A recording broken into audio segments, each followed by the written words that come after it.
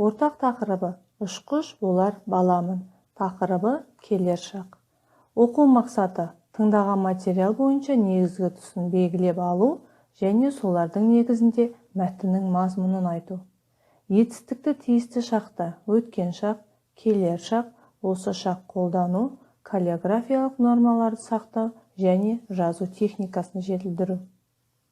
Бағалау критерийлері етістікті тиісті шақта өткен шақ, келер шақ, осы шақ қолданады, тыңдаған материал бойынша негізгі тұсын белгілеп алады және солардың негізінде мәтіннің мазмұнын айтады. Каллиграфиялық нормаларды сақтайды және жазу техникасын жетілдіреді. Ал балалар, бүгінгі сабағымызды алдыңғы оқумен бастаймын. Берілген сөйлемдерді оқып, сұрақ қою арқылы етістікті тауып, қай шақта тұрғанын айт. Бірінші сөйлем: бақшада алма өсіп тұр. Бақшада алма не істеп тұр? Өсіп тұр. Бұл жерде балалар етістік қазіргі болып жатқан іс-әрекетті білдіріп тұр. Марал Абайдың қыс өлеңін оқыды. Марал не істеді? Оқыды. Бұл жерде етістік іс-әрекеттің бұрын болдығанын білдіріп тұр. Әсем ертең домбыра үйірмесіне барады. Әсем не істейді? Барады. Бұл жерде етістікке не істейді деген сұрақ қою арқылы іс-әрекеттің алдағы уақытта болатынын білдіріп тұр. Өлеңді мәнерлеп оқу. Балалар, мен өлеңді оқимын, сендер менімен бірге оқыңдар. Отан. Нұрсұлтан Ғалымбекұлы. Білімнен жұпар жинайын, еліме бақыт сыйлайын. Жүрекпен сүйіп отанды, жүрекпен мәңгі жырлайын. Отаным гүлге бөленсін, өзге елдермен теңелсін. Амандық болса ағайын, бәрінде бірге көресің.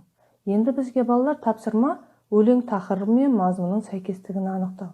Бізде өлең тақырыбы отан.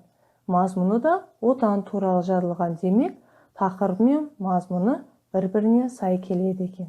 Енді балалар осы өлең жолынан етістіктерді табамыз. Мысалы, білімнен жұпар жинайын. Білімнен не істеймін? Жинайын. Бұл жерде балалар етістіктің алдағы уақытта болатынын білдіріп тұр. Енді балалар, сендер дескриптор арқылы өздеріңді бағалап отырасыңдар. Жазылым. Ойлан тап ойыны арқылы берілген сөздер мен сөйлемдер құрастырып жазу. Мысалы, мен көмектесемін. Мен не істеймін? Көмектесемін. Бұл жерде балалар етістік бірінші жақта алдыңғы болатын істі білдіріп тұр. Осылайша сендер етістікті сұрақ қою арқылы табасыңдар. Келесі тапсырмамыз бізде балалар тыңдалым. Білімлен білім беру порталынан Ай мектеп бағдарламасын көрейік. Ай мектеп.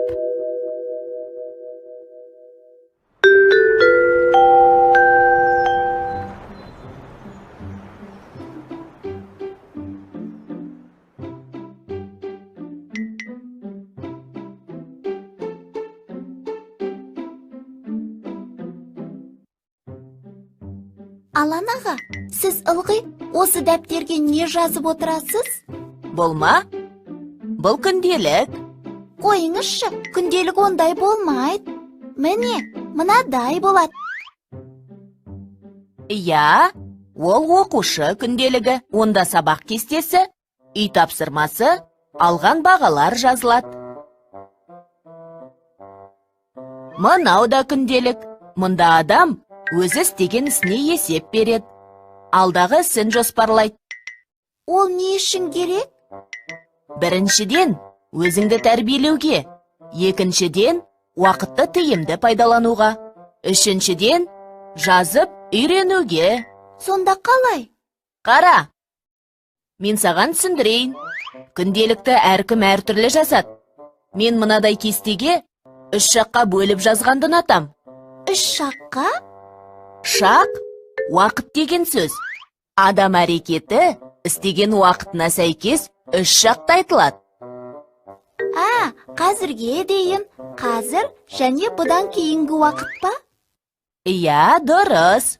Оларды өткен шақ, осы шақ, келер шақ деп атайды. түсіндім. Мына жерде бұған дейін орындалған әрекеттер өткен шақта жазылған. Мектепте сабақта болдым. Ағылшын тілінен қосымша сабаққа қатыстым.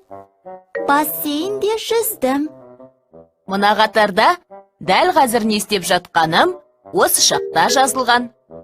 Қазір математикадан есеп шығарып жатырмын. Ал мына бағанда енді не істейтінім, яғни келер шақтағы әрекеттерім жоспарланған. Ертең кешке Викимен қыдырам. 2 күннен кейін Болатпен шахмат ойнайым. Демалыста Данаға балықтар жайлы айтып берем. Сіз осының бәріне қалай үлгересіз? Мен сабаққа дайындалсам, ойынға, ойнасам, сабаққа дайындалуға уақыт жеткізе алмаймын. Маған етістіктің шақтары көмектесті. Күнделік жазу маған әрі өзіме есеп беруді, әрі уақытымды жоспарлауды үйретті. Осылай істесең, уақытты бәріне жеткізуге болады. Алақай, енді мен де солай істеймін. Ал енді балалар, бізде жаңа ақпарат. Келер шақ етістіктері іс-әрекеттің алдағы уақытта болатынын білдіреді. Келер шақ етістіктері не істеймін, не істейсің, не істейді деген сұрақтарға жауап береді.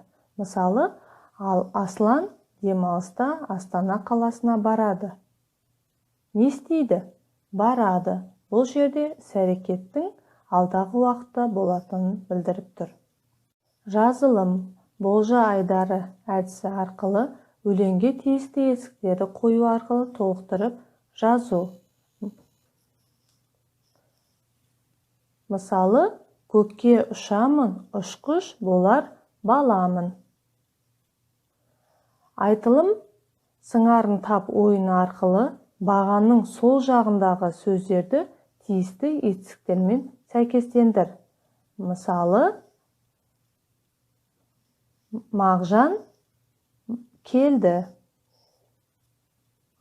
Ал енді балалар, бүгінгі сабағымызға рефлексия, SMS хат жазу. Ұстазыңа хат жазу арқылы бүгінгі сабақ туралы өз пікіріңді жаз. Үйге тапсырма 87-ші беттегі 25-ші жаттығу. Бос торкөздерге сәйкес келетін етістіктерді тауып жаз.